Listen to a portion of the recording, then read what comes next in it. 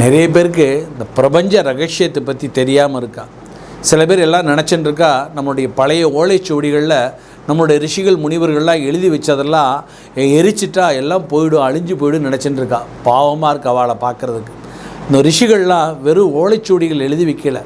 அவள் தன்னுடைய அத்தனை பிரபஞ்ச ரகசியத்தையும் நம்முடைய வானத்தில் லேயராக, பிரபஞ்சத்தில் லேயராக எழுதி வச்சிருக்கிறாள். ஒளி சப்தத்தின் மூலமாக அவள் பதிவு பண்ணி வச்சுருக்கா. ஒளி அலைகளாக பதிவு பண்ணி வச்சுருக்கிறா. இது யார் எடுத்துக்க முடியும்னு சொன்னால், எவருடைய ஆத்மபலம் உள்ளவராக யார் இருக்காளோ, ஞானிகள், குருமகான்கள் மற்றும் ஆத்மபலம் உள்ளவர்கள், அவர்கள் நினைத்த மாத்திரத்திலே இந்த பிரபஞ்சத்திலிருந்து ரிஷிகள் அந்த எழுதி வைத்த ஒளி அலைகளிலிருந்து அந்த ரகசியத்தை பெற்றுக்கொள்ளக்கூடிய சக்தி அவர்களுக்கு உண்டு. எனவே ஓலைச்சுவடிகளை, நூல்களையும் எரித்து விட்டால் மட்டும் பிரபஞ்ச ரகசியத்தை அழித்து விடலாம் என்று யாரும் கற்பனை பண்ண வேண்டாம்.